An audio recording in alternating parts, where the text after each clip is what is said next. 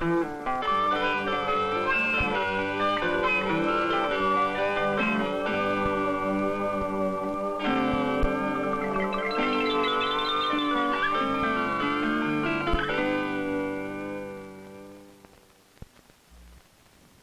is the language of the deaf. It's a language of gestures. This, for instance, is the sign for shoe, and a deaf person would sign airplane by doing this. Having said that, do you remember the dotty old Englishman of fiction, Dr. Dolittle, who wandered the world talking to animals? Well, the doctor had realized one of our oldest impossible dreams, that we might one day communicate with species other than ourselves. It seems that the dream is not so impossible, for in a few universities in this country, scientists are communicating with apes with the help of sign language. Why sign language? Because apes don't have the vocal equipment to talk like you and I do. What's happening is only a beginning, but the possibilities are fascinating.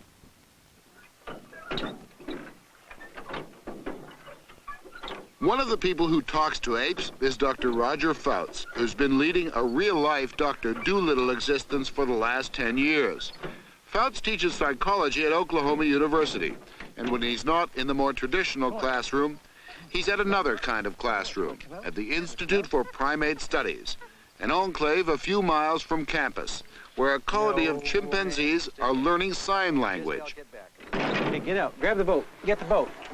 That's it. Pull it in. Pull it in. Pull it in. Roger's star pupil is Allie, a 6-year-old chimp with a vocabulary of more than 100 words. That's right. Why don't you move over here? Let's see what's in here.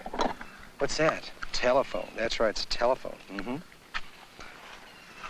Good. What's this? Hey. What's that? What is this? Shoe. Shoe. That's right. Allie. What's this?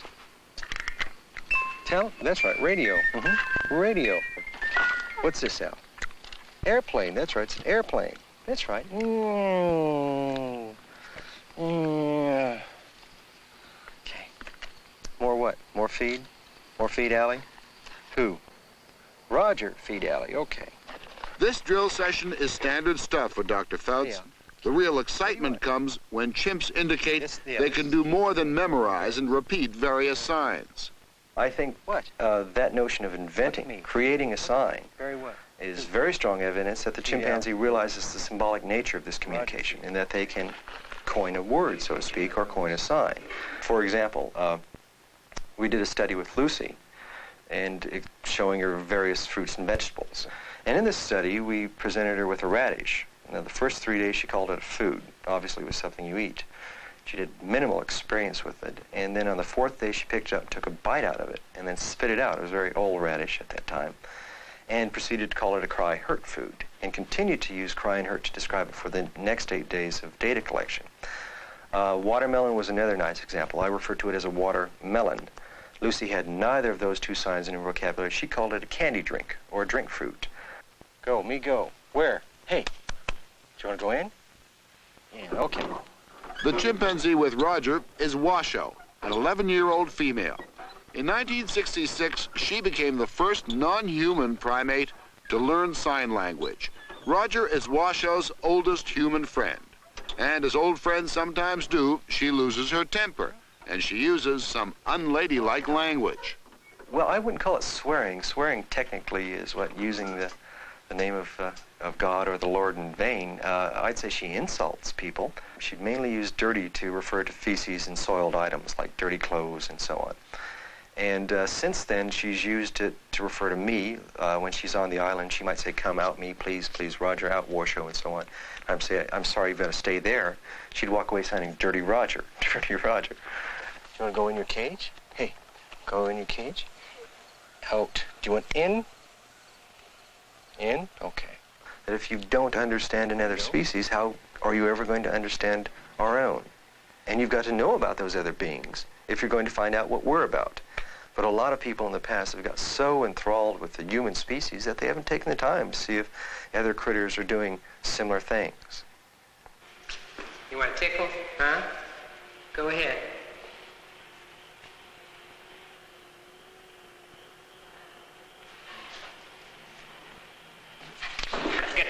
What did she say, Tim? She said, "You tickle Lana."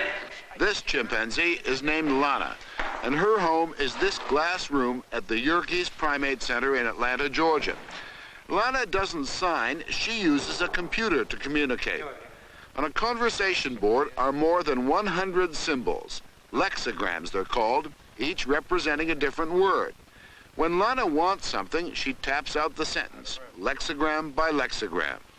When it's flashed on her conversation board, a computer translates the message into plain English. The computer has a permanent record of everything Lana has uttered in her lifetime, all 7 years. If you want to talk to Lana, you use the conversation board outside her room to communicate. Dr. Tim Gill, her psychologist, trainer, and friend, let me have a word with her. Well, for example, why don't we run through something with her? Okay, I have a cup of coffee here, which is something Lana likes, and I can offer her a cup of coffee, and I can say to her, question, Lana, want coffee? She responds, yes. Okay, at which point I can give her some of the coffee, just like I would to anybody else that I asked if they wanted some coffee. Hold on, she wants something. She's going to please machine, make window open, and she's opening the window, which is at the back of her room. Okay, now she can have a cup of coffee through the wall, and if I stop giving it to her, what will happen? And if she wants it, she'll go over and ask me to give her some coffee. Question, you give coffee in cup to Lana out of room, which pretty much sums up the situation and what she wants. Join us out Well, here. she wants a cup of coffee. The cup of coffee is out of the room, and she was making that clear. Let's just see what she can do. I mean, okay, I can a conversation going.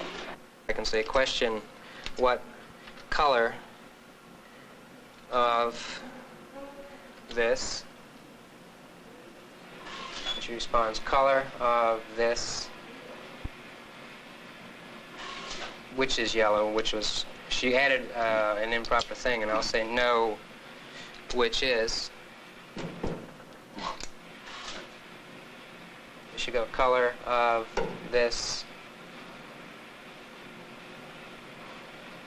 bowl, yellow. Okay, which is certainly correct. And I'll say yes to her and give her a piece of candy for doing it. Must she have the candy? No, she doesn't have to, but it keeps up her spirits. Now, okay, food and drink, one understands. What other sort of things can we offer her, or will she? Well, she has a number of other, she's asking for coffee again. She has a number of other things that she uses herself to make herself happy or pass the time when there's no one here. And I'll ask her if she'll say, or you can ask, question. Lana want music? Yeah, question, Lana, make music. So, question, Lana, make music. Music. Okay. Curious? She'll erase it. She goes, please, machine, make music. And so she turned it on. What's she doing? Huh? She wants something for doing that for her. It's like, whoops. Yeah, we'll give her an M&M. But does she get any satisfaction out of the music? well, That's the way.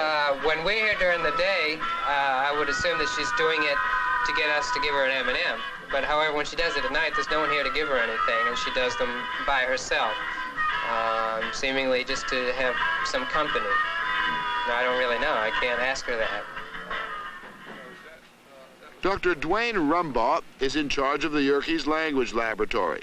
He explained the point of the experiments.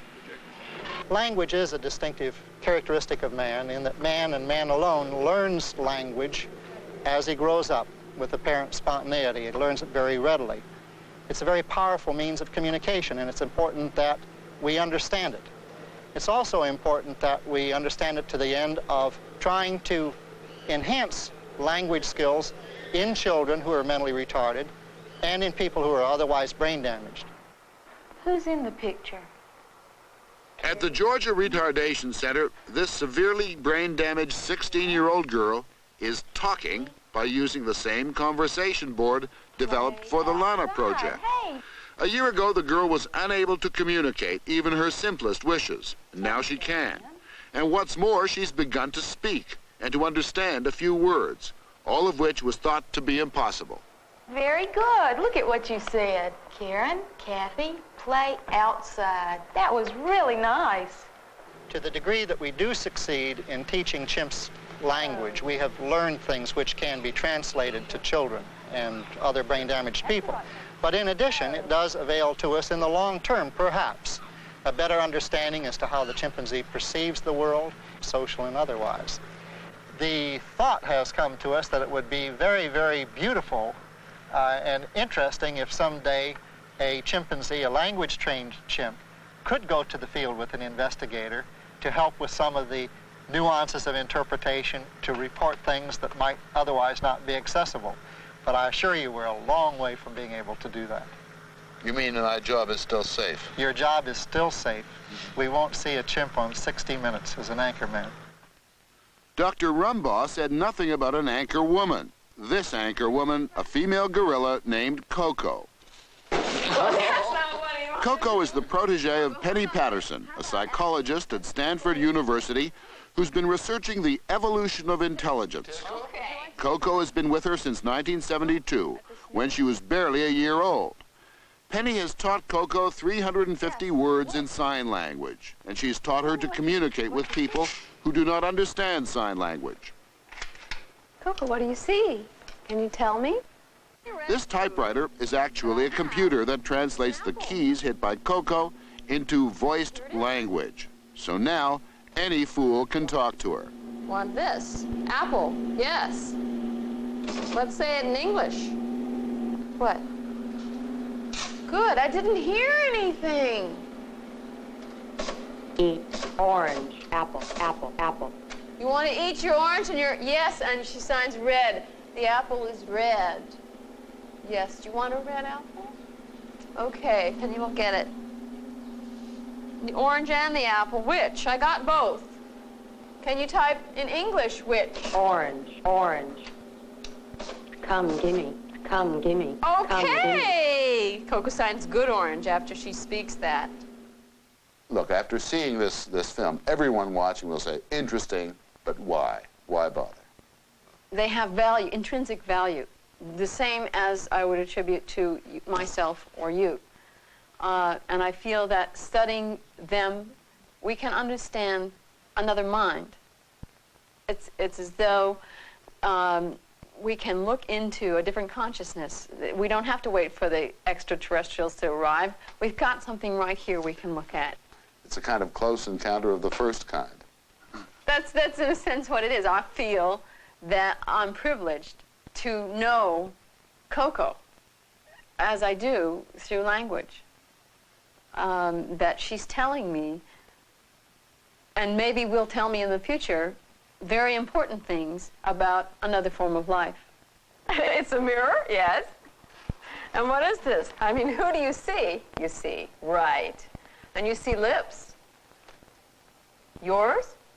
Mine, okay. Where are your lips? Right there. You kissed them. You kissed your lips. That's funny. You kissed Penny's lips. Okay.